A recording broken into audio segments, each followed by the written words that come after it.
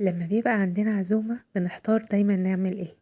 الفراخ المحشية بقى من الوصفات الجميلة جدا في العزومات اللي بتبقى كده منورة على السفرة، وخصوصا في عزومات رمضان. هنعملها بقى مع الرز اللي بالخلطة بطريقة سهلة جدا من غير اي تعقيد، وكمان بطعم وشكل جميل يشرفك في اي عزومة. يلا نبدأ الفيديو ونشوف عملناه ازاي وايه المقادير. معانا بصلة كبيرة مبشورة ناعم، ومعانا فصين 2 من الثوم او معلقة صغيرة، ومعلقة كبيرة من الفلفل الأسمر. وأنا عادة بطحن مع الفلفل الأسمر، يعني مع كل 100 جرام من الفلفل معلقة كبيرة من الحبهان، ومعلقة كبيرة من الكباب الصيني، ومعلقة صغيرة من القرنفل، ومعلقة صغيرة من الروزماري، و10 ورقات من اللورا. بعمل الخلطة دي كده على طول، بتبقى موجودة معايا. ومعايا بقى معلقة كبيرة من القرفة، دي أساسي مش هستغنى عنها في الوصفة دي. وكمان معلقة صغيرة من الجنزبيل. القرفة بتدي طعم جميل جدا للرز اللي بالخلطة ولتتبيلة الفراخ. هحط بقى البصلة الكبيرة مع الثوم مع الفلفل، معلقة كبيرة من الفلفل. ولو مش هيبقى متاح عندك كل البهارات اللي انا قلتها اللي انا ببقى طحناها مع الفلفل، نستبدلها بالسبع بهارات. هندعك بقى البصل كويس جدا بايدينا، لان دعك البصل بالايد ده بيفرق جدا في الطعم.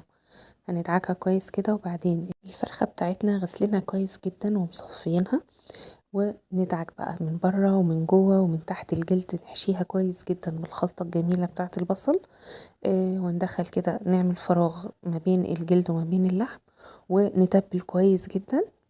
وخلاص كده تبلناها تمام من بره ومن جوه، ونسيبها بقى في التتبيلة بتاعتها ديت ساعة 2 3، نسيبها في التلاجة ليلة زي ما نحب. خلاص اتبلت وجميلة، نركنها بقى كده بتتبيلتها كده، نغطيها ونسيبها، وندخل في الخطوة اللي بعد كده. في حلة على النار هنزل بمعلقة كبيرة من السكر، هسيبه يتكرمل كده لحد ما لونه يغمق، عشان هبدأ اعمل الرز بتاعي. بمجرد ما السكر لونه يتغير هنزل بمعلقتين كبار من الزيت ومعلقة كبيرة من السمنة، وبصلاية كبيرة او بصلتين، يعني حسب كمية الرز. انا مستعملة بصلتين كبار للكيلو الرز. ومعايا بقى ورقتين من اللورا، هفضل اقلب في البصل لحد ما لونه يغمق. انا عايزاه يبقى بني معايا. وبمجرد ما البصل يغمق هنزل عليه بمعلقة صغيرة من الفلفل ومعلقة صغيرة مليانة من القرفة. الفلفل والقرفة اساسي في الرز اللي بالخلطة. هنزل بقى بعد ما قلبت كده البهارات وطلعت ريحتها بالقوانص الاول، اللي انا مقطعاها، يعني لا صغير قوي ولا كبير قوي. وهحط لها كده نص مع كوباية من المية، واسيبها تستوي قبل ما انزل بالكبد. ولما القوانص تستوي كويس هنزل بالكبد بتاعتي، عشان طبعا القوانص بتاخد وقت كبير عن الكبد. خلاص هسيب برضو الكبد تستوي حاجة بسيطة خالص، الكبد ما بتاخدش معايا سوا كتير. خلاص كده الكبد استوت معايا، هرفعها بقى من على النار، واحاول ما اخدش من الزيت والبصل كتير. يعني انا بصفي الكبد والقوانص بس وباخدهم، وببدأ بقى ازود المية بتاعتي على حسب مقدار الرز اللي انا هستعمله، واضيف تاني فلفل وقرفة، عشان احنا شيلنا جزء كبير من الكبد والقوانص ده كان واخد من البهارات. هقلب بقى واستنى المية تغلي، وانزل بالرز بتاعي. واول ما المية تغلي تاني بهدي النار خالص على الرز، وبسيبه يستوي براحته تماما. بس بعد ربع ساعة قبل ما يستوي باخد منه معلقتين كبار كده او مغرفتين كبار، وبعدله تاني وبسيبه يستوي تاني براحته على نار هادية، ويكمل سواه براحته طبيعي جدا. الجزء اللي انا خدته ده بقى بحطه في قلب الفرخة، مش بكبسها قوي.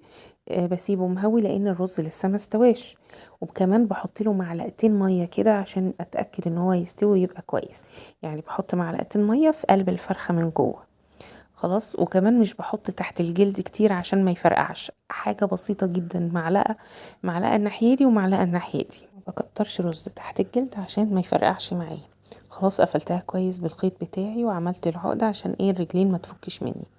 التسوية بتاعتها بقى هزود مية في قلب الصينية، واحط ملح وفلفل وقرفة تاني، واغطيها كويس جدا بورق الخبز وورق الالومنيوم. اهم حاجة بقى انها تدخل على درجة حرارة عالية 200 220 عشان تغلي معايا بسرعة، وما تاخدش وقت في الفرن طويل، يعني ما تطولش عن الساعة، عشان خاطر الصدر بتاع الفرخة يفضل طري ما ينشفش منك.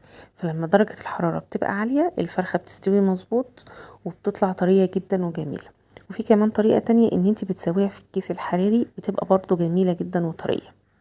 في الوقت ده الفرخة بتاعتي قربت تخرج من الفرن. في طاسة بقى على النار هنزل بالزبيب بتاعي مع معلقة السمنة، هحمره كده لحد ما الحباية بتزيد وتتنفخ معايا. واول ما الحباية تزيد وتتنفخ معايا هنزل بالمكسرات بتاعتي، او ممكن يكون سوداني بس او زبيب بس، يعني المتاح عندي في البيت هستعمله. لو مش بتحبوا الزبيب خالص مش بتحبوا المكسرات كمان، هنستغنى عن الخطوة دي. في نفس الطاسة بقى انا سخنت الكبدة اللي انا كنت شايلاها في اول الفيديو، عشان خلاص احنا جاهزين على الايه، التقديم.